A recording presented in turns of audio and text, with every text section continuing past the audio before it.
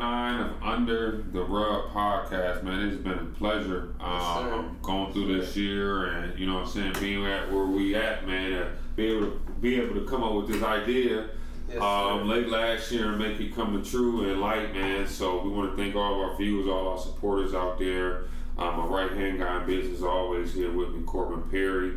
If you see today, it's just really me and him. Yes, we did that on purpose. We necessarily just wanted to talk about our overall relationship, about the teamwork, just chemistry between us, and just kind of for that to be genuine out of love and just out of natural respect for it to be like that pretty much since day one when we met at Yummy Walk, the Chinese food, you know, and everything like that, bro. So I'll start off, and what kind of encouraged this, you know, what I shared with you before the show was more so I had seen something on the podcast with Kevin Hart, and Monique even, you know, my wife even brought it up to me, and she was just like, she was talking about egos, and in regards to what Kevin Hart was saying, when I finally heard it from my own self, he talked about how him and The Rock are able to work so well together.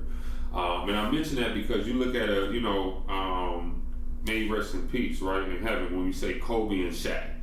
How they work together so good, but that ego eventually got in between them. They lose, to Detroit. Yeah. Don't get me wrong, I was rooting for Detroit that year, but at the same time, everybody knew if the Lakers was going, if they were going to ball and have chemistry, they wouldn't have lost to Detroit. Pretty much is what I'm saying, you know. Yeah. So it's how that ego and The Rock and Kevin Hart can be in the same room, and I mean, you talking about two people that are pretty much at their peak of their careers, right? Constantly for years. You know, I mean, two people who are just pretty much sell out anywhere you go. Two number ones, pretty much, right? Yeah. That's pretty much like having Jordan and LeBron on the same team, and for it to work like a well-oiled machine. Yeah. And he was just talking about how they don't let that ego get in between them. Who's number one? It's just all love and genuineness, and to really make that teamwork effective, you know what I'm saying, for the team, and saying that even if I don't get mine now, I know I'm gonna get later, and it's gonna bounce off of each other, and we all gonna be good. You know what I'm saying, and different things like that, to where there's no envy, there's no hate, there's no resentment. It's just all, you know, it's not believe in you, you believe in me. We gonna get this done and make everything happen and be our best selves while making this progress and this growth together and everything like that, bro. So I just say that, man, because I appreciate, you know what I'm saying, you believing in me and the things you even shared with me about the consistency in my work ethic and how you appreciate those things. So I even say that, bro, because I say today I've been up pretty much since like 6:30. I had to get up, drive to Muskegon. Obviously, you always got to get up a little bit early when you got to make the drives and get ready before. And then going on another inspection, picking up a radar machine, you know, being here working on reports. I told Mo last night, I'm like, babe, I might text Korbin and postpone, but I was like with the show. But I was like, you know what? On my way, bro, on my way to Muskegon, something in my head when you had shared with me how you admire our relationship and my leadership and different things like that, bro. Yeah, definitely. That kind of stuff. I'm like, you know what? Nope, we gotta get to the day because it's gonna be a long day either way. You know what I'm saying? So might as well stick it out and do what we promised, you know, to do. If we don't do it today, it's just gonna be another day that's gonna be put off, man. But I have those days. I was kind of feeling. I mean, I had a rough week. Even this week I was super sick last week, which is rare for me. I really don't. I feel like I usually have pretty good spirits when I get sick, man, because I don't really get sick very much. I honestly get sick maybe once every couple years on a very low level, catch a little cold or something. Once every 5 to 10 do I really get so sick I gotta like not work or something like that. So I got last Tuesday all of a sudden just hit me like just a brick wall, man, and I was like, I kind of just like I always do. I felt it coming. I'm like, I'm gonna lay down. I'm just gonna sleep it off. I'll wake up tomorrow. I'll be fresh. As I woke up the next morning, I was so sick, and I was so disappointed. It was so terrible too because just the week before that, I had got to a point with so many different things where I was like, I felt caught up, which is rare. I'm usually so just kind of like never really behind, but always kind of just like one thing could happen. Yes, sir. Kind of, yes, you know. So I got to a point where I was so comfortable, and I'm like, man, next week's gonna be great. I'm gonna have a little bit more leisure time, and then boom, you know, I was so sick, man. I pretty much couldn't even watch TV. I was so sick, man. I was just not in a good state for like 2 or 3 days. I pretty much had to just lay in bed, and you know, even then I'm like laying there thinking this is terrible, but couple days I'm gonna be okay. I always am, you know. And then one day goes by, I'm not feeling any better. Another day goes by, I'm not feeling any better. Come the end of the week, I'm like, you gotta be kidding me, man. I still felt so sick, and then kind of made it through the weekend. I'm like, all right, here we go. Now just a little bit longer, I'm gonna be okay. Man, honestly, come Sunday, I did not feel that much better. I was up moving around and everything, but I just was not doing that much better, and so then I kind of started to have a bad attitude about it, which is terrible because most people, you know, there's a lot of COVID going around. I think that's probably what it was. A lot of people are usually sick for much longer than 2 or 3 days, so I'm trying to like just tone it down, you know. It's all good, it's all good. And then Monday comes around, and I'm like, it's funny, all this to say, you were talking about those guys, and you were talking about how, you know, you were thinking about kind of postponing. I had been going to the gym for like probably 3 or 4 weeks now. Shout out to Chris if he catches this one. Chris has kind of been my accountability buddy on that. You know, Chris does not need to go to the gym really so much right now, like as much as I do. But we kind of been that accountability for each other on that, and I think he's even been still going this week as well. Monday came around, I'm like, nah, man, I just can't. I shouldn't, and I can't, you know. So I had to put it off, and then, you know, I'm trying to feel better. Honestly, not till really today have I really felt a whole lot better. So, like you mentioned it earlier this week, if I wanted to move it, and I was like, no, because if I move it, I'm probably not even gonna feel better by then. Like I need that little bit of pressure, a little something to feel better for. You know what I mean? So. Yeah, bro, I always appreciate that because it's just good to have those people in your life. I don't necessarily I feel like some people don't have anybody like that. Some people don't have many people like that. And I feel like the older I've gotten and the more, I don't even want to use the word successful, but I guess just accomplished or successful I've gotten. When you accomplish your goals, I think that's accomplished. That's you know, it's successful. Man. Yeah, I look back and especially the most recent probably 2 or 3 years. You know, it's definitely credit where credit's due to myself and to yourself as well. Obviously, like if we don't get up and do what we need to do, then none of it happens. But honestly, being around people like you, I mean, shout out to Eldon, John, Chris, all those guys are on the office here. Those guys, like everyone just kind of keeps me leveled and motivated and just accountable, you know. You just kind of feel like we've all kind of got our own things and everything, and to see each other do anything less than we know we're capable of, you know, it hurts to see somebody else do that. We don't like to do that, and I think we know that about all of each other. Like we all know that we're kind of watching each other and stuff like that, you know, not in a bad way at all, just only in a way keeping you on your toes. Keeping you on your toes, yeah, exactly. So I'm thankful for this environment that we've kind of found ourselves in the last 2 or 3 years.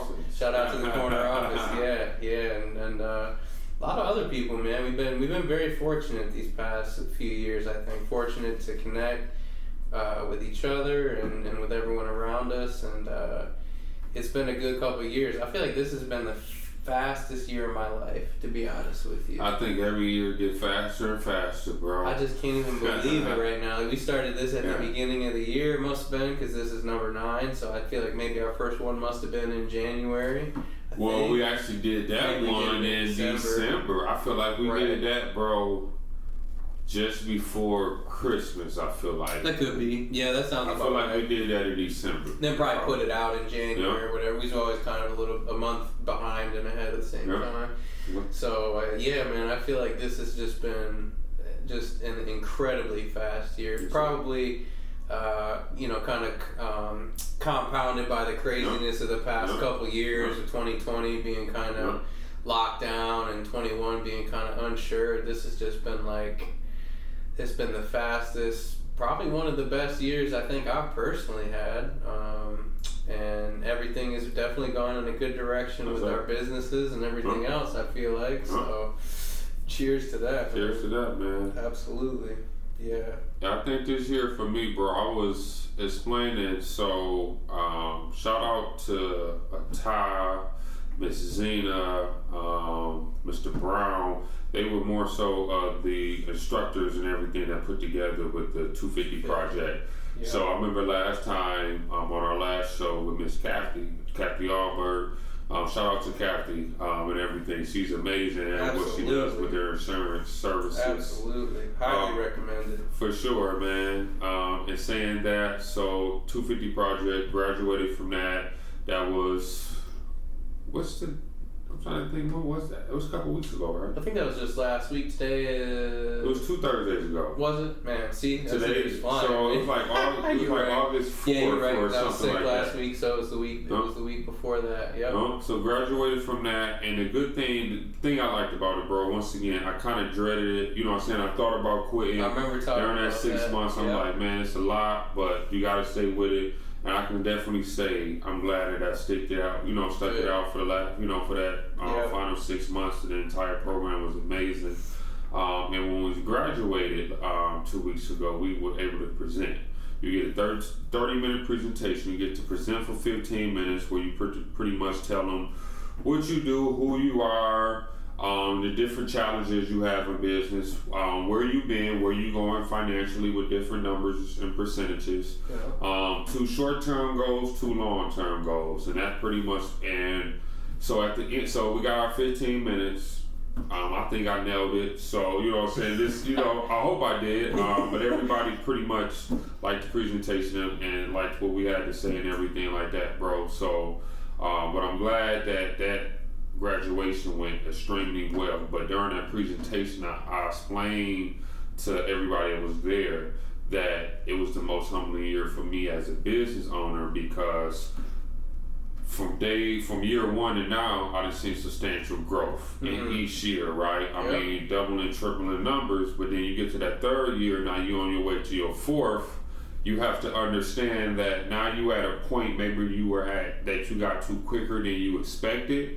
So how do you, we know we might be here for the 4th, maybe 5th year, but how do we turn it up eventually to get past that hump? Yeah. I think 250 Project gave me the blueprint to really do that, just like Spring GR really gave me the blueprint to really, start the business right and make it happen like that. Yeah. So, and sharing those ideas and everything with you. Yeah. But like I said, it's been the most humbling year, just being able to sit back and understand that, first thing first, you can't complain. Anytime I think about complaining, I always think about, going back to my previous job. I'm like, you know what? That's not an option. So please, let's stick it out.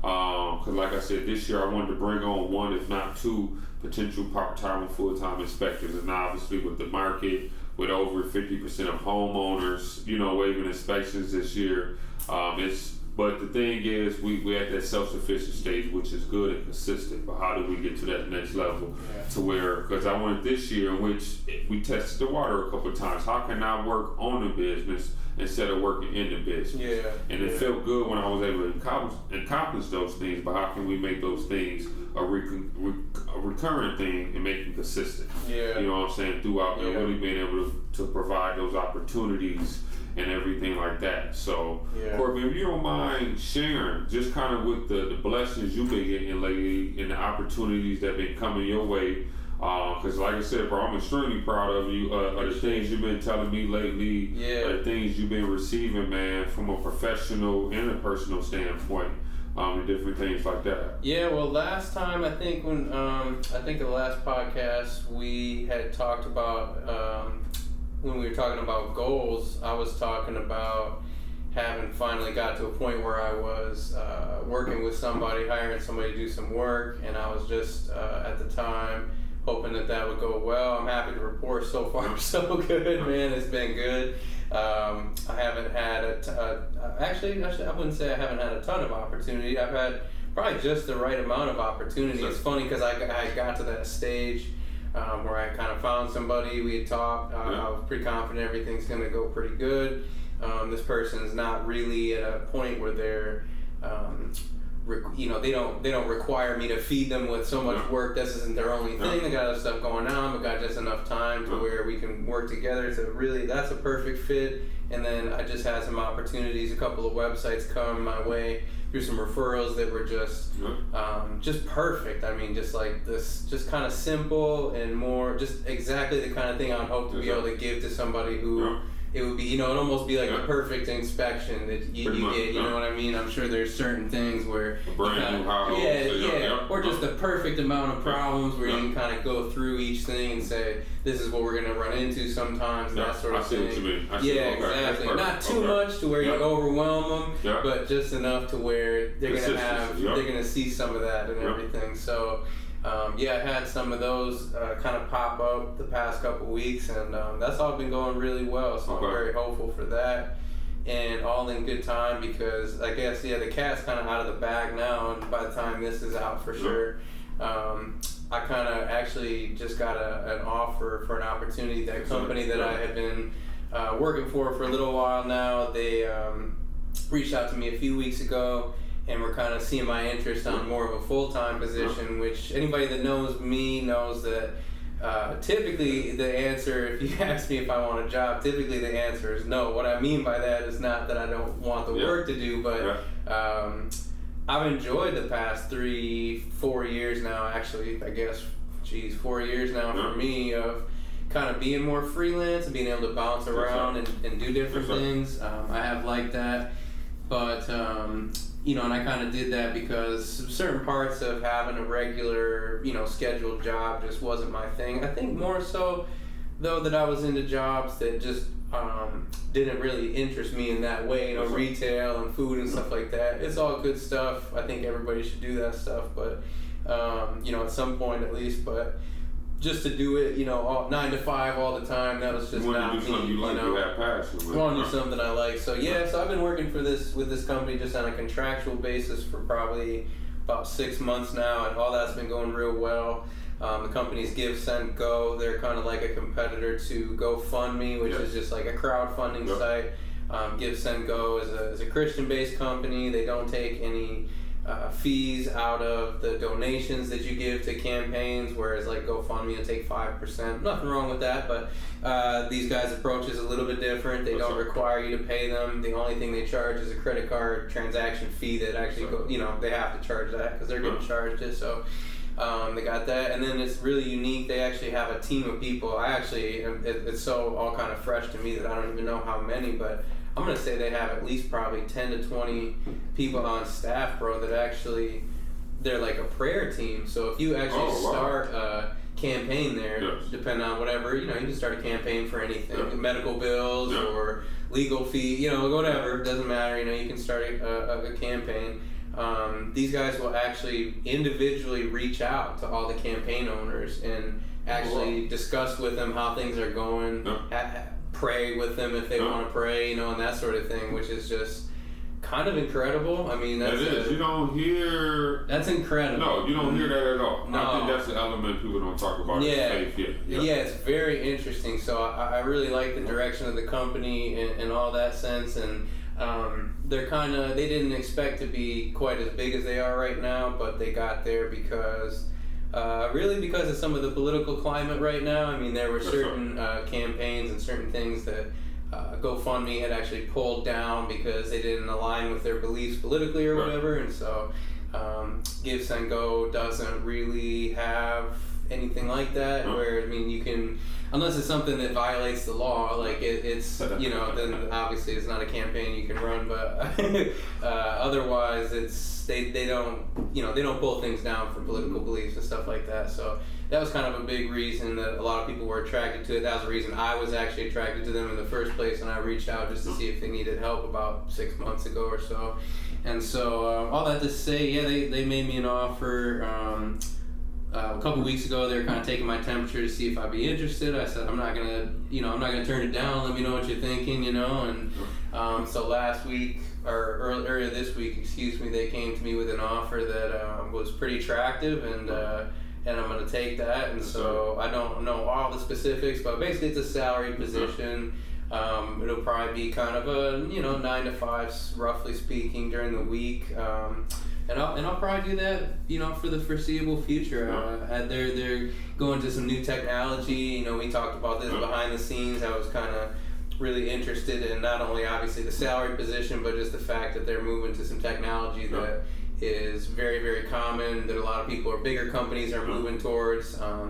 Different web frameworks and things that I'm going to be able to kind of have an opportunity to get my hands in, which I think is only going to benefit, obviously it's going to benefit them, but I'm going to pick up a lot of talents and skills and things that we can apply to things that we're doing down the line. So really just a good opportunity, not something I saw coming. If you'd asked me last year or the year before that, if I would ever sign back on for something more routine like that, I probably would have said, no way, Jose, just not happening. But keeping an open mind and all things are possible, man. That was I don't really have any doubts about it. I think it's going to be a good decision. Agreed. So and it's still going to allow me some time to work on what we're working on, and still kind of run my business on the side where I just don't need to be involved in all the day-to-day stuff and doing all the stuff that I've been doing. I can start to push those opportunities off onto other people and maybe continue to grow that on a side to where that can be a full income for somebody. I don't know. We'll definitely see. I'm not gonna do anything to slow that down, but I just don't need to be a whole 100% part of it, because just wearing all those hats has been almost maybe this is something we can get into. I feel like that's the number one mistake. I feel like the people that I know that have ever run businesses or tried to run businesses, that's the roadblock they hit. You're in a point where you gotta wear all these hats because it's a one-man show and you gotta get it up and going. It's not very often somebody has the money to jump right into a business, start paying people, have the routine for people and all that. You got to kind of start out, get to that point where you find out where your strengths and weaknesses are, where you could systematize things and pay people to do things that are not your strong points or that you just aren't a good use of your time. And so it took some time to figure all that out, but all things at the right time. Now I feel like I'm at a spot where I've kind of figured all that out. I know where I can apply my time the best, and where I can hopefully have some other people that I can, kind of brush off the things that I've learned. Just like when you hire another inspector, at a certain point, you could do inspections your whole life. You're always going to learn new things here and there. You're going to run into new stuff, but you kind of have this ramp up period where you just learn a ton. You absorb everything. You learn a ton. You're wearing all the hats. You're doing all the roles. Everything's good, and then all of a sudden it's like, this is too much. You hit that kind of peak. And you're like, I'm not actually growing it anymore because I've capped out. I've capped out my time. I've capped out my attention. And I just can't. In order for me to expand this business, I could take time off. But if I give that stuff to other people, that's going to continue to expand it as opposed to trying to just cram myself into, spots where I just don't fit so well. So. And we've kind of both got to that point almost at the same time in some sense. This has been a weird year for inspections because people are just waiving them and not doing them, which is a whole other conversation. But for me, that'll be a little different. People are always going to kind of need websites and things. I don't know how I don't know how markets will affect that necessarily. Although during the during 2020 when we had lockdowns and everything, there's certain times where people just don't spend money as much. I've noticed that different seasons and stuff, which is cyclical for real estate. Too. That's true. Similar, true. People don't, not as traditionally summer and spring. I guess people buy more houses in the winter. Kind of slows down here, especially in Michigan. Frankly, who wants to move in the winter if they can avoid it? Yeah, exactly. Moving in the winter itself is a challenge. 100%. Especially if it's snowing. It's going to be a challenge to move that furniture. It's just not pleasant, It's just not pleasant, generally speaking. It's unpredictable, So. Agreed. So people do spend money in seasons, and there was some definitely some down times during 2020, but that I think is a little more of a rarity, where we have something like that where.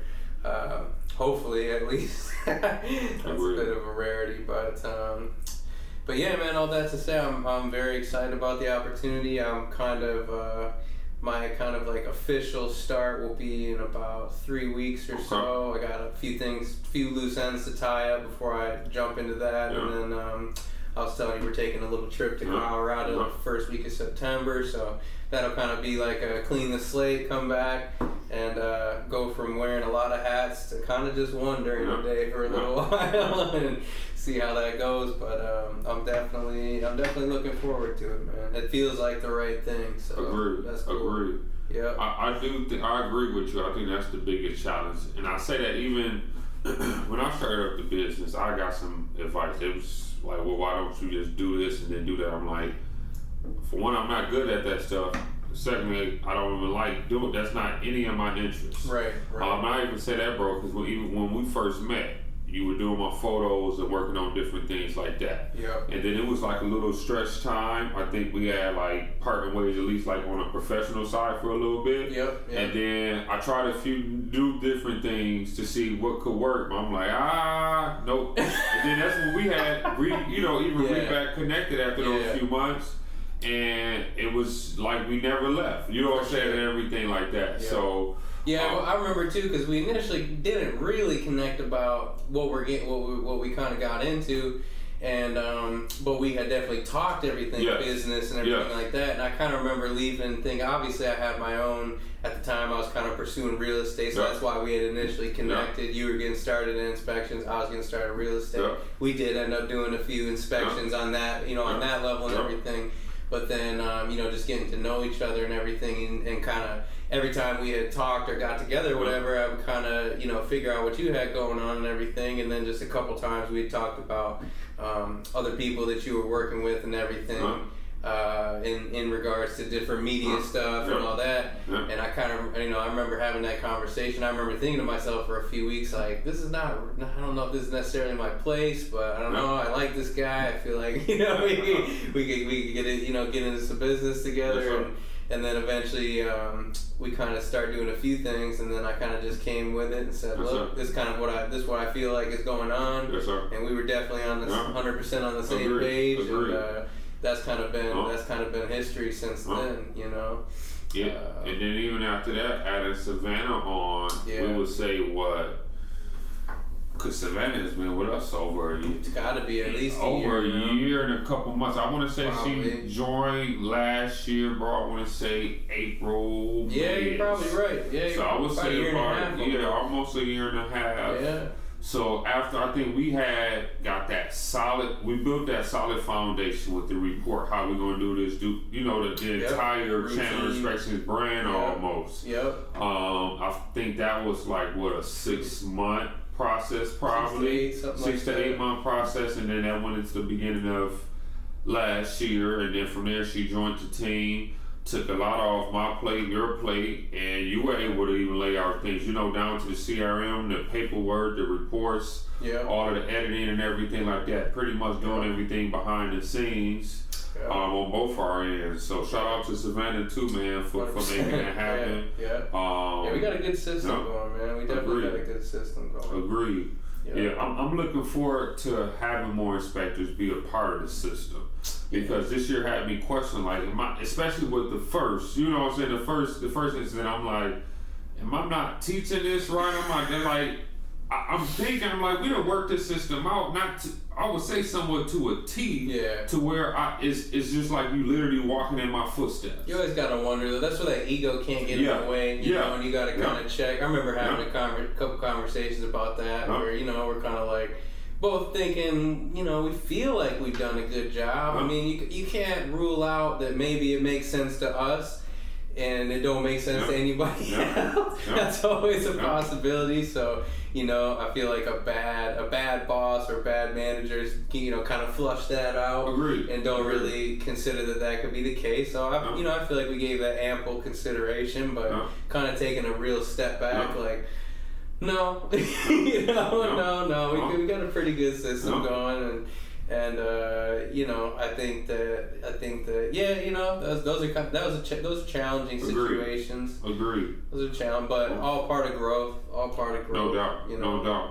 I think both of the incidents, even this, bringing the second guy on, not being able to necessarily have all of the hours that typically last summer I had, right? Yeah. So that even taught me a few things, like before you bring somebody on, especially in what their demand was and what they wanted and needed at that time. Yeah. How can you, as an owner and as a leader, be able to provide them 7 or 10 inspections and pay them a fair wage and do these different things and stuff like that to really make that work? Yeah. I know what we are building out with the things we got, going out, rolling into next year.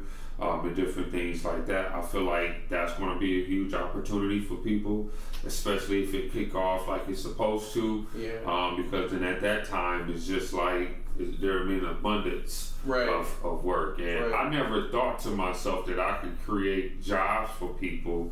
But when me and you connected, and then we built, like you said, the system, and then we bring on Savannah, and I'm like, well, I don't think creating opportunities is a bad thing. I don't think it's an overwhelming thing. No. It was inspiring to me, even just to kind of be a part of the growth for Chandler Inspections and see that, and kind of realize the same thing. Like, everybody has to start somewhere with providing opportunities, and it's usually not with a full-time job, that I would love to be able to have enough work to be able to, at the same time, that's terrifying to be responsible for, somebody's entire well-being.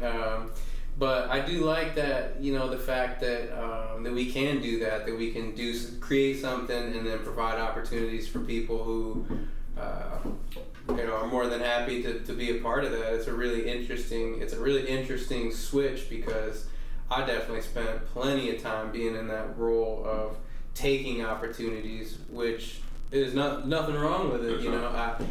Generally I was always somebody who was just trying to get the next best opportunity, which is a good thing. Yes.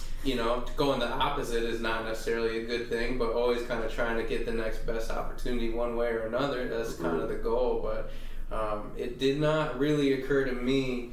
Again, if you'd asked me a few years ago if I ever thought that I would be even in a position of paying somebody to do something for me, because even if just because I don't feel like doing it, it's just crazy to me. You know what I mean? Yeah. Like it's such a strange, and it happens so fast. Yeah. Like all of a sudden, I just. In fact, I'll tell you a funny story. This guy that I've been working with.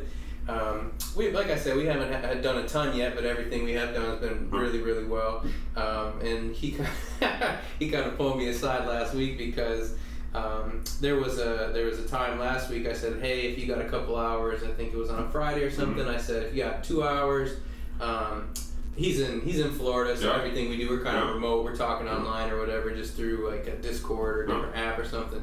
I said, hey, if you got a couple hours, jump on with me. I said, I got some things coming down the next couple weeks, so I just wanted to kind of get him, just have a meeting basically. And so and this guy is a friend of a friend, so. And we've actually even kicked around some games and stuff online together. So like we're all friends and everything. And I was, kind of aware of that going into this. I've been in plenty of situations where I've worked with friends or for friends or managed a business where friends were involved. I've done all that, I've been on every side of that. So I'm aware of the strengths and the weaknesses, the pitfalls, all that. So I told him, he said, cool, yep. He got, we probably sat and chatted for about an hour and a half or so. And when he hopped off, I sent him 2 hours worth of pay, In my mind, like, I don't want to create a circumstance or a situation where somebody feels ever like if I say, hey, do you got an hour, do you got 2 hours? I don't want this person to go, oh God, rolling their eyes because they think I'm going to sit there and waste their time or something. Because I've been in that position where nobody's, not somebody trying to waste my time, but I don't want to be in a position where I got to even ask, like, what are we doing here? Is this friend time? Is this work time? You don't want to be in that situation because it just creates that. I think the friend work thing can work, but I think it has to work under very specific kind of guidelines, very good communication and that sort of thing. So he was, so I sent him that, and then a couple days later, he's like, I want to talk to you about that. He said, I really appreciate it, but I don't really want you to feel like, you have to do that. Like, you're my boy. And I said, I really appreciate that, But I just want you to know that anytime, if we're talking business, if we're talking work, you are going to be getting paid for that. Even if you're not doing anything, even if I just say, hey, do you got an hour or two? Because you could be doing anything with that hour or two, and I fully respect that. You know, whether or not you're a professional in this industry or whatever, like we established a minimum rate, and I pulled you aside out of your life, with your time. It doesn't matter whether you would have been sleeping or what, you know what I mean? Like that's not for me to really decide when your time is worth. What, like all I'm saying is when you're doing something for me, expect that you're on the clock, and it'll always be at least that minimum amount or more. Maybe I'll surprise you with a little more, but you know what the minimum is, and I just don't ever want to create a situation where you feel like that anything other than excitement or joy for me to say, hey, do you have a couple hours or something? You'd be like, I'm gonna get paid for that. I'm good. Let's go. I want them to be excited about that, not feel like it's a drag. So I thought that was just really funny because I kind of saw it coming because I knew he would probably say something like that. But to me, I'm like, I honestly felt so good about giving him that money and so good about just kind of creating that environment where. Like that's loyalty, like you can kind of create that loyalty in that relationship.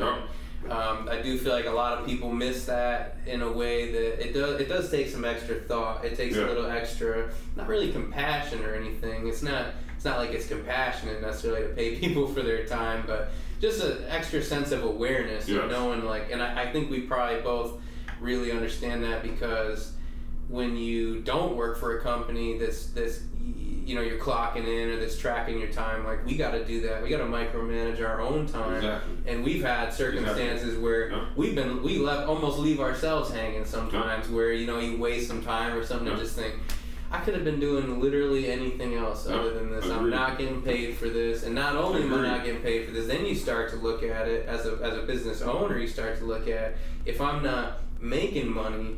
And I'm wasting time, then I'm losing double the money because this is time that I could be making money and I'm not making any and I'm wasting time. Like that's a double loss. It's basically a double loss, And it's like when I was sick, I'm kind of laying there thinking, this sucks. Not only am I not making any money, but I'm losing this time. I'm losing double the money. This is an expensive sickness. You know what I mean? So you really get to thinking about that when you're a business owner or you're just self-employed or whatever, because to use the cliche, time is money. Like it really, really is, and you really get to learn that. And so, and a lot of people who are used to kind of working normal jobs and have never been in that position, I don't think they think about it the same.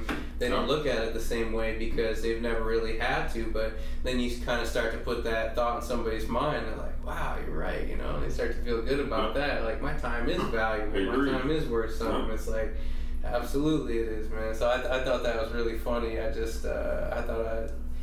It's funny to have him kind of say that. I appreciated that he brought it up and everything, but I knew what I was doing full well, and maybe deep down I'm trying to kind of show him the light of like, hey, this is stick with me, man. You know what I mean? Like, ain't nothing wrong with that either, bro. But it feels good, man. It does feel good to be able to do that, and it's it's right when you pay somebody for work and you feel good about it. Like you don't feel like I didn't feel like, oh, this hurts to spend this money, this hurts to pay.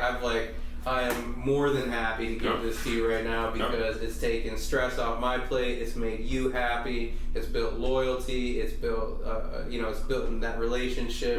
It's all good. It's like almost some of the best money spent for the business. You know what I mean? So that's no problem there. And to be able to do that and know that we're at a point with business where we're charging enough to be able to do that and still make money as we should be is a beautiful, beautiful thing. That's the goal of it. It's not like we're giving up all the money we're making just to keep somebody around, which I think is very possible if you're not careful, So all things at the right time, man. Definitely.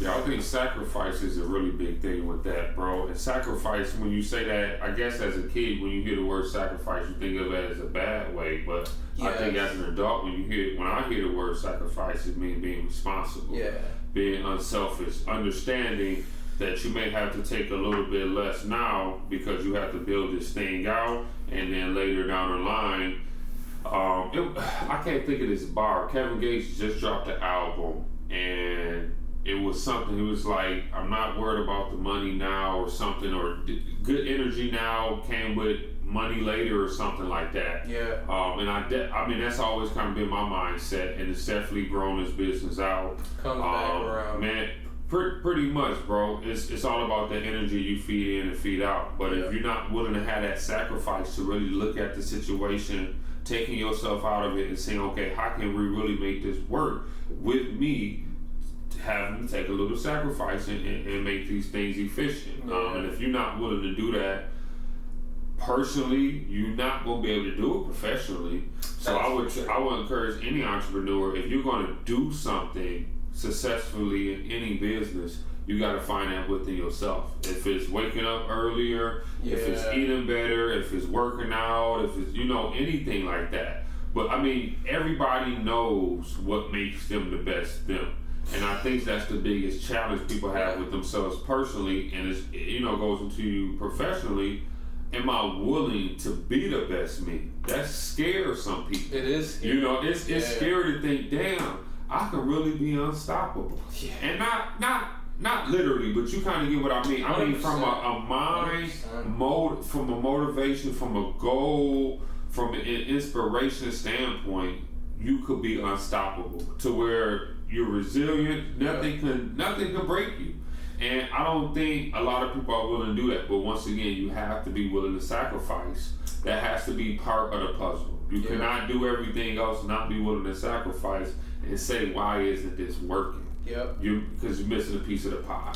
And even with the business, bro, I think when you are building a team, you build a system, see how you can build these opportunities and these jobs.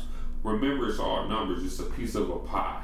How can you cut up a piece of the pie for it to make sense, for everybody to feel valued, for everybody to grow from these opportunities and different things like that? But if you don't necessarily not willing to do that and look at it like that, because at the end of the day, business is all numbers. At the end of the day, regardless, don't get me wrong, I love what I do. I'm very inspired. You know what I'm saying? The team is amazing, but none of that is going to be able to sustain. If the, you know what I'm saying? We won't be on the podcast if I was, still, once again, this is not, the down E95, but I wouldn't feel accomplished for us to even earn this podcast if we were still working if we were doing something that we naturally did not love. True. You know what I'm saying? To be able to wake up every day, like when I used to have to wake up to be to work by 7:30, I dragged. This morning, I actually got to the home inspection 15 minutes early. I got there at 7:45. I had energy and enthusiasm, and I had time to even finish the report before she even showed up. That's how, you know what I'm saying? So I'm like, that's the energy I can't accept anything else. And if anything was ever, if I had to do that, I don't know. That's just not the option right now. So I think that's also something I want to continue creating with you, Savannah, everybody. You know what I'm saying? That positive environment and that substance, that trust and that love, that genuineness. But like you said, you got to be willing to grow personally if you want to go there on a professional That's very level. true, man. So, I know many adults that do not ever make a lot of them sacrifices, and I think you said it right. Like, it is that scary. right now moment. It's like, no, I need it right now, not later. And it can be scary. It definitely can be, because you're right. I feel like everybody knows of at least one person in their life who they've looked at some point and gone, how are they that way? You know what I mean? How are they so good at this or that? It's like almost someone who's, and nobody's flawless, but everybody knows of somebody who, if you could be that person, if you could be like that person, you think at least like, man, I wish I could be like that. And the crazy thing is you can. But that is how it is so much sacrifice. And honestly, the more sacrifice you make, the more you can be that way. But it is so much sacrifice, because when you really stop and think about all your shortcomings and the things that you're probably not doing that you could be, like you said, it boils down to fitness, health, finances, almost every corner, every aspect of your life, there's probably an area or two or more where you could say, man, I really should sacrifice this, or this behavior needs to be different in order for me to be optimized in this area, whether it's getting up earlier or not spending money stupidly or something. And it's so hard because some people are entrepreneurs, some people aren't, but at the end of the day, a lot of people work hard for their money. That's always been one that I've struggled with and kind of had to grow out of, especially recently. It's like just getting that, we talk about ego. Like, ego gets in the way sometimes. Sometimes you think, like, what, I've worked hard, I'm going to do this or I'm going to do that. And really, you can use that excuse all you want. But you can do that for the whole rest of your life. And if you do, that's all you're going to do for the whole rest of your life. Because you're always going to be justifying to yourself, well, I earned it, and then at the end of the day, you don't got anything. Because it's all you've been doing is, enjoying the fruits of your labor. And that's a tricky balance, because there is some truth to that. You can't just sacrifice absolutely everything, or you'll probably make yourself miserable. You do have to live in the moment, and then you have to accept the good and bad that comes with situations. But at the same time, you still have to set yourself up for success. So when it does rain on a rainy day, you like, okay, we can make it through this storm. Right. If you don't do that, it kind of comes down to like creating boundaries and just kind of for yourself. And just kind of like almost instead of going.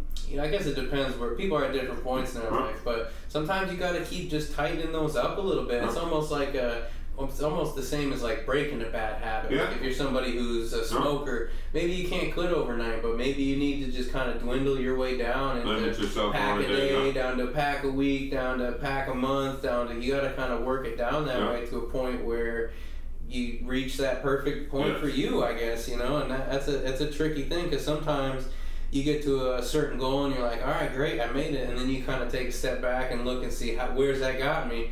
Sometimes it's not very far, and then you're like, damn, I got to tighten it up even more, and then I got to tighten it up even more, especially like weight loss has always been a tricky one for me. I always struggle with weight and health and stuff like that, and that can be a tough one because I can't think of many more things that are so much work. It is so much work to stay healthy, to be healthy. Lifestyle. It is a whole lifestyle. There's no in between. You can't cut corners. There's no shortcuts. You can't second think it. It just has to be day to day. Maybe you get a cheat day and you set those, but other than that, it's.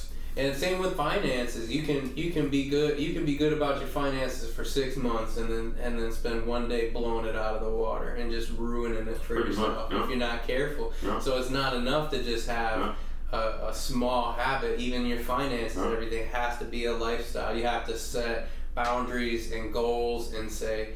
And they have to be so much higher than you are, and than any of your friends or your family, because a lot of times they can be bad influences, because you see other people doing things that don't necessarily align with your boundaries or your goals, and you wanna go out and play with everybody else or whatever and do those things. But I mean, when I look at most of the people who I know who are in positions of who are in the kind of position that I want to be in 5 to 10 years, comfortable, financially stable, healthy, confident, all those things. Those are people who are not out doing silly things, who are not out spending their money silly ways, having bad habits and doing those sorts of things. And so there's just a time in our lives, I think probably right around the age that we are, where it becomes like, all right, it's time to buckle down, because this is, you do this for 5 or 10 more years, and now all of a sudden we're damn near 40 years old, and now we got to work extra hard. I'm not trying to do that,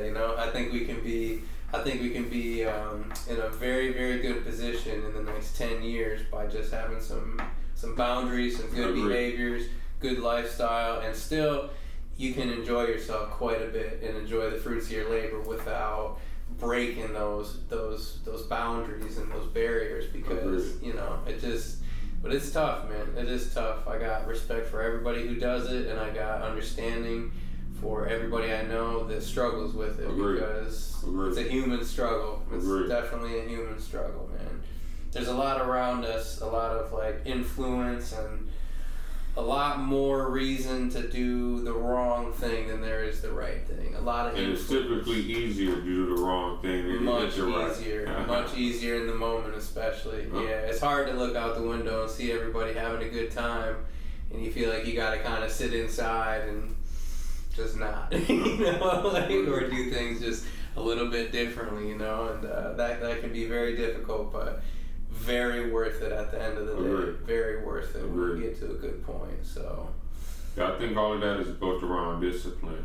Yes. And kind of discussing discipline. Yes. As a home inspector, and I say this with all respect, I wish more homeowners were willing to be more disciplined. That's a good point. Now, whether if it's something that they don't know, because obviously, the thing they said, well, what you don't know can't hurt you, and that's not necessarily true. Not at least far from it. Not in the home, not in the homeowner aspect of it. Yeah, but in fact, I say that almost the opposite, isn't pretty much. Unless bro. you know the more trouble you might be in. Exactly, and eventually it's going to be somebody's problem. Mm-hmm. And unfortunately, as a home inspector, I run into those incidents more than I should. Yeah. More than a house just being like, you know what, this is a little wrong. Everything else is fine. Yeah. But unfortunately, you do typically find major things that cause in abundance. Sometimes in some instances. To throw those things out there, and like you said, talking about discipline, I challenge all homeowners to come up with some form of a maintenance system to properly, maintain a house. Setting dates when to change your furnace filters out, setting dates and be like holding yourself accountable. I know this day I'm gonna clean the gutters. You know what I'm saying? Or this day we're gonna power wash the house, doing those different things, or knowing that if you're gonna move into a house with no gutters, maybe eventually being consistent, be like, you know what, we gotta say what we gotta get this done. Yeah. Knowing that when you're moving into a house and an overall investment. Yeah. Now obviously moving into a house, you wanna move into a house that's a smart investment, right? But knowing that an overall property, a good property is an overall investment, and knowing that what you pour into it, you're going to get out.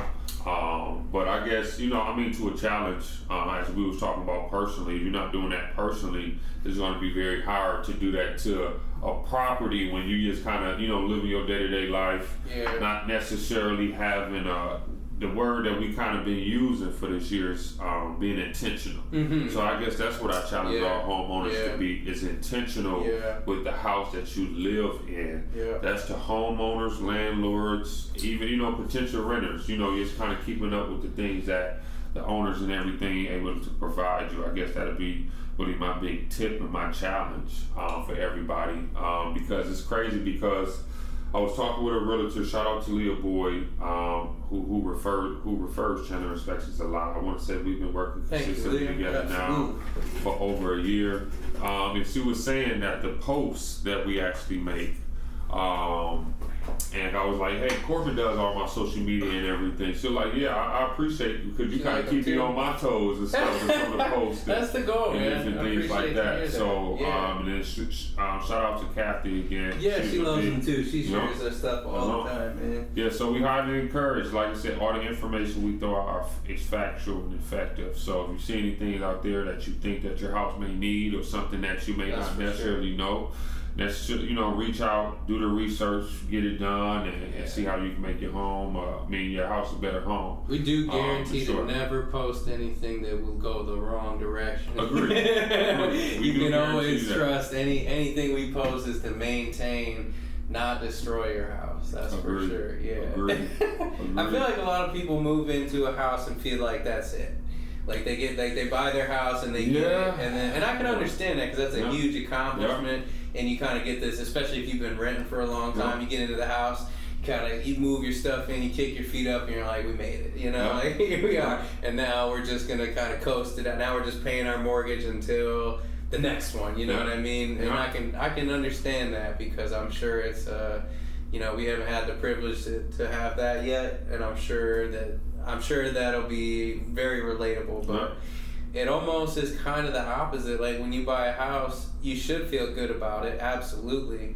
But it's like the mindset you should have is almost like time to get to work. Yes. You know, unless you bought a house that just so happens to be brand new and there's not a ton to do, even still, you're going to have some work to do. You need to put a plan together because there is nothing in a house, in a car, in anything like that is not always in a constant state of deterioration. Agreed. Always. It doesn't matter how old it is or what it is, what part of the house, it is deteriorating. So you got to know what those things are and the kind of the rate at which they fall apart. And that's one thing it's amazing that people aren't doing home inspections because even, I mean, if you're an expert, you know everything going into buying a house, good for you.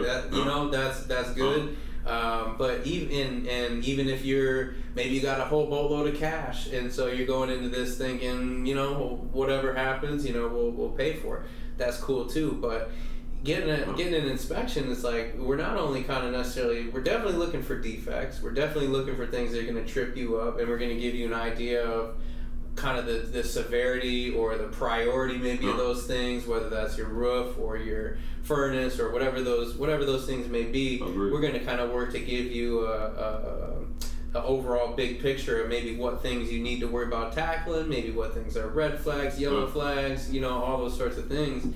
And I feel like it's just crazy that people are kind of skipping out on that because at the very least, you know, even if you got a bunch of cash and you're comfortable, you should know where should I put my cash first. Exactly. Certainly you don't have so much cash that you just are gonna, you know, I mean maybe some people are gonna just have a major repair. Yeah, you should know kind of where to start with that. And you know, a lot of these houses we see, especially, I think we're kind of at that age, so that houses are kind of at a certain age, especially a lot of ones we see in Grand Rapids. The ones the ones I grew up in. Yeah. We've been kind of running the numbers on that, and we'll be probably, you know, posting that. We're gonna put it on our website, different pages and things like that. Like we've kind of been looking at certain areas that we've been inspecting, like Grand Rapids, for instance.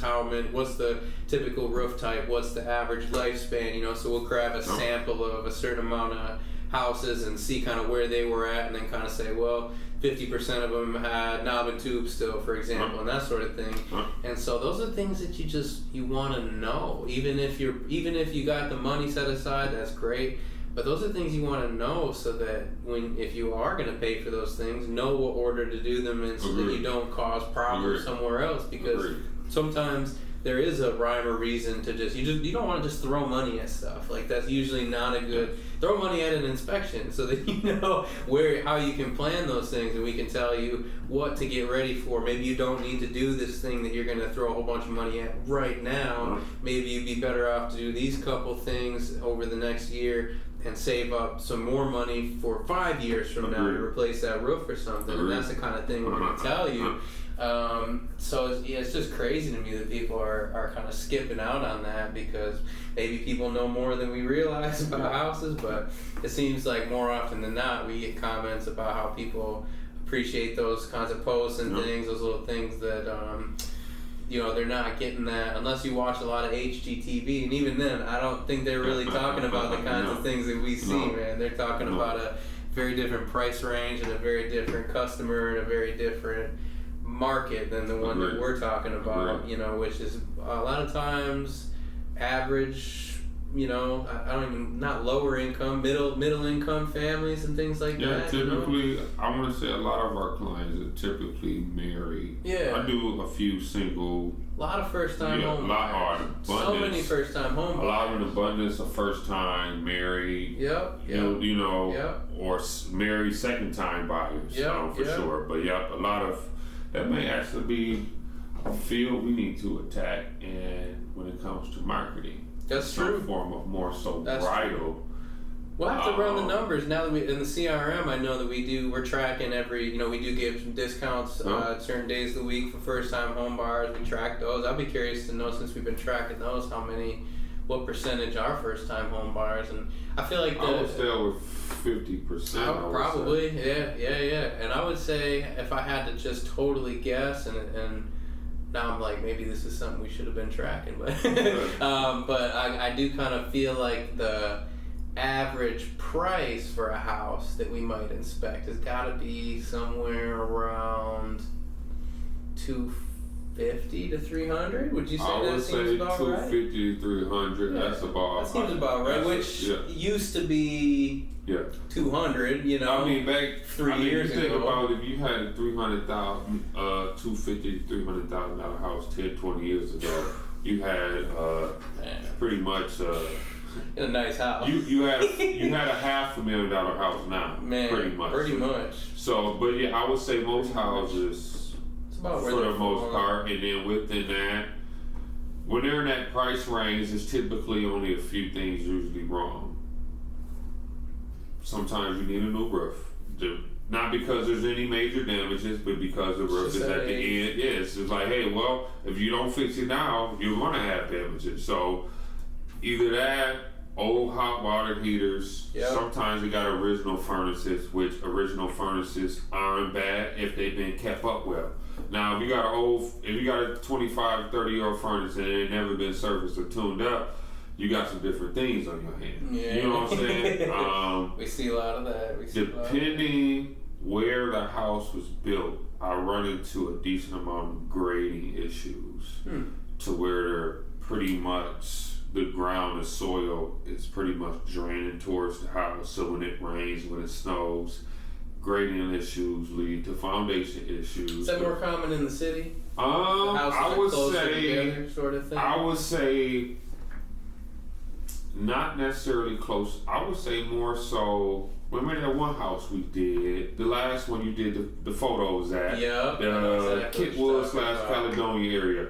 I would say it's bigger out there because those houses are closer. Yeah. And then the grading, you seen to where their grading was literally directed towards there and they had water built up. That was a weird situation. That was very strange. Yeah. So I see that a lot more so out there in those areas. Grand Rapids is older. The city is pretty much the city. But when you're kind of newly building, they're not necessarily putting a huge factor into the grading. Their job is to build, you know, and bygones be bygones type of deal. But it's tough too. I feel like when the houses are closer together, as far as getting water away, is damn near impossible. I mean, you can get water away, but you're basically forced it onto your neighbor. You're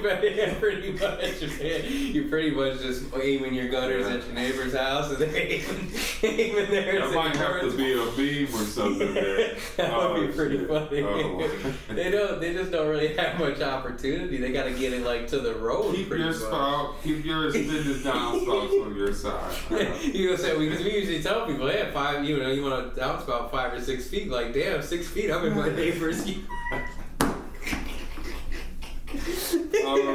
of these houses we see, they're so close together. Like, I remember, it was funny because that exact house you're talking about, I remember looking, I came around the corner, I'm just kind of like looking at the house, and I look down, I see the downspout come out the house. It was literally shooting at the neighbors, and then at the neighbor's house where their downspout came down, it was just a puddle of water sitting there up against their house. I'm like, every time it rains, this guy's it's just pounding right there. Like, the downspout's not doing it. All it's doing is shooting right down into the dirt, man. And I'm sure, wow. you ever been here in our office, there's like this pipe that kind of runs down. I think we got a flat roof here at the office, so this thing kind of drains down. Sometimes I look out the window when it's raining, and this thing is a cannon, man. This thing is shooting water out, and I'm just thinking to myself, like, that's probably what's going on at that house, and water just shooting out at the neighbor's house. Going swimming over there. It's just creating a pond every time it rains. Literally, bro. Like, they need to have like they need to like almost dig a French drain or something. Pretty much, get it, man. They need a drain over here, bro. They gotta do something. That was a, and that's crazy because you see that those were, when were those? Those were like 2010 built, something like that. Those houses, or were they older than that? I can't remember. They were not that old though. Within the last 20 years, I want to say early 2000s. That could be, yeah. It could have been even like 2005, 2008 you know what, bro? Yeah, in that house, remember, it was nice, but they had a lot of drainage issues. Well, then it's like, I mean, that's what I was exactly thinking. It's like, it's so sad to think you're going to have a house that was built less than 30 years ago that is going to have such devastating foundation issues because let that happen for 20 years, and here in Michigan with the winters, that stuff starts freezing, melting. Those foundations are going to be ruined. I mean, and once you got a bad foundation like that, and those were weird to where the basement was kind of half foundation, half wall. Like if that stuff gets ruined, you're going to be in real bad shape. So a lot of those houses, because of the grading issues and because of bad gutters or silly placement or whatever, like it's going to ruin those houses, and that is pretty crazy because we see some houses much older than that that have been maintained, and that'd be 110, 20, 30 years still old. Still kicking, man. Yeah, still kicking, and that is really a testament a house with no gutters for 100 years, that'd be a better picture. Pretty much, because these things are just making ponds, man. There was a pond out back under the deck of that one, just water just sitting there. You literally could have gone swimming. That's why that's why the deck we was inspecting started leaning. I wouldn't have stepped on it. Oh man, That's crazy. It was crazy. I had a client. When I was in Muskegon this morning. He got my information. I'm guessing it was his sister or girlfriend or whatever that was buying the house. She had asked a male friend just to come with her to, because she didn't really necessarily understand. So she was going to take his perspective as well as mine, and then the realtor's as well. So saying that, at the end he asked for my number or my card. I'm like, well, I must have did a good job if you know what I'm saying, if you accepted my information or whatever. But then he asked me, like, man, how do you do this certain stuff? Because some stuff I could not just deal with. When he talked about attics, crawl spaces, sometimes we run into infestations and stuff like that. I'm like, man, I personally just don't think about it. No. Because when I think about it, that's when I freak out. That's when I'm like, you know what? No, I can't. But if you just go in there and be like, listen, this ain't forever. Just do room by room, get it done, get out of there and make it work. That was funny when we got talked about that earlier. But you certain things, especially, well, this summer has not been that hot. We had a few. I would say this summer we probably had maybe 3 weeks, maybe up to a month over, like it's 90 plus degrees. Humid, like it usually. Yeah, it's not humid right now. Even today, which is like what, the 18th.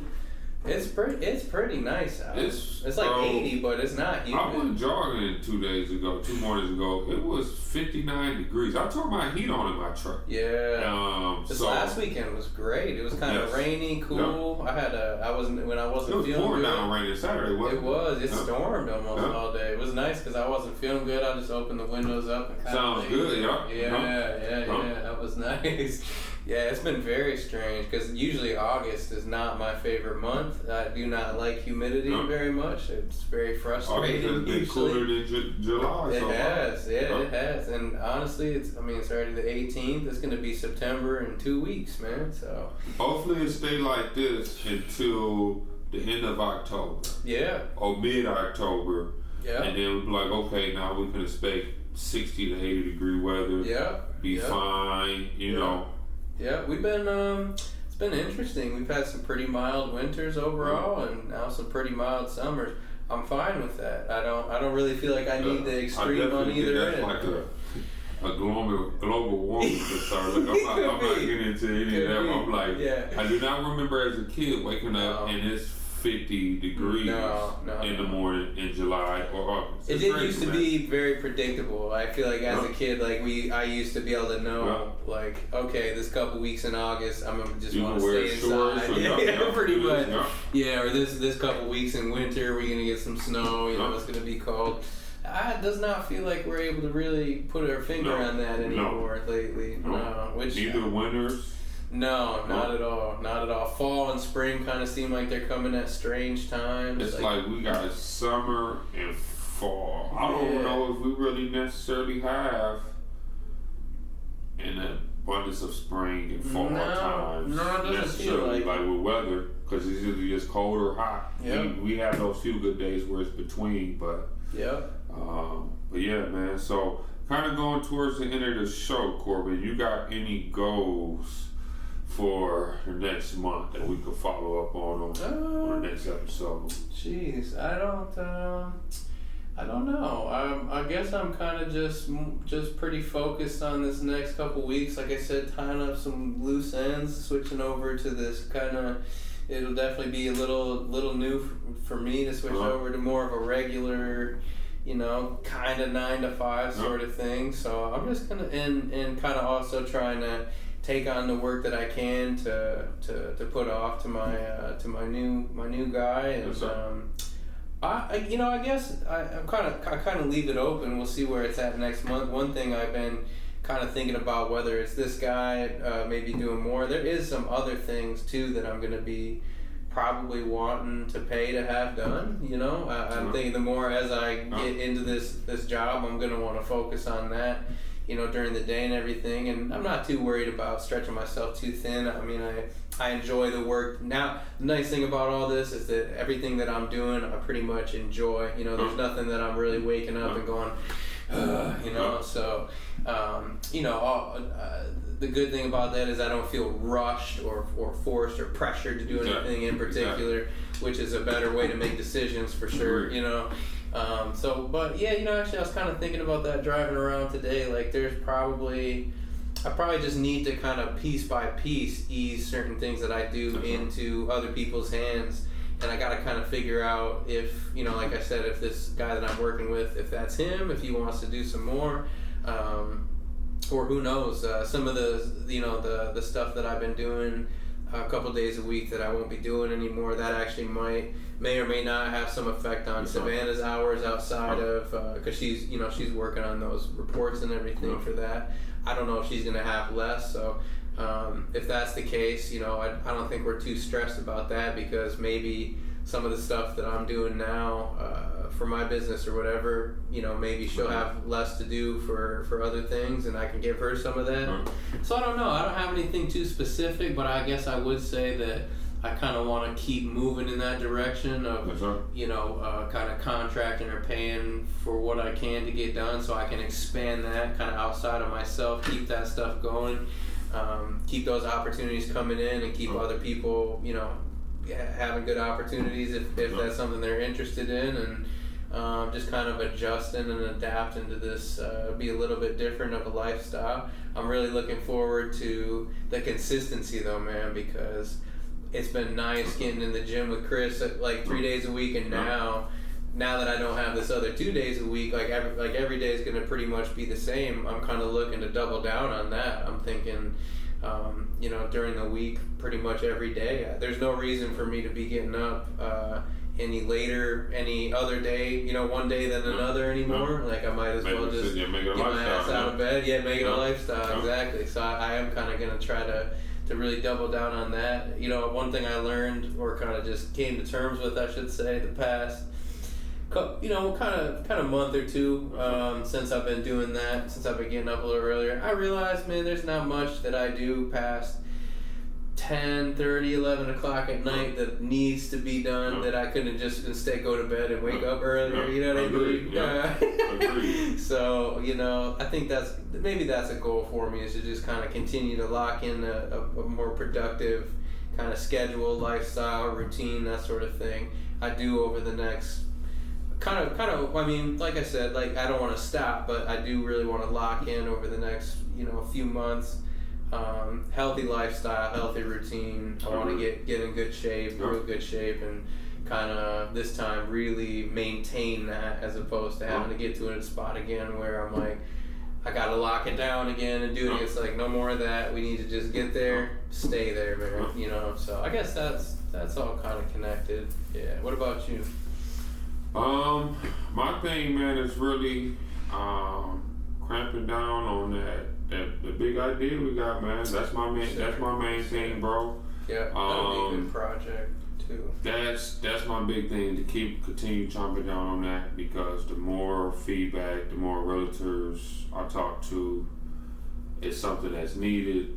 It's something that's how you want it. And I feel like when we release it, it's going to be a demand that it's the perfect tool for everybody. Yeah. So that's my big thing, bro, because that's going to do, if what I'm thinking it can do, allow a lot of things for us: financial freedom, that true peace of mind of that you know, hey, we here, we're able to build different systems.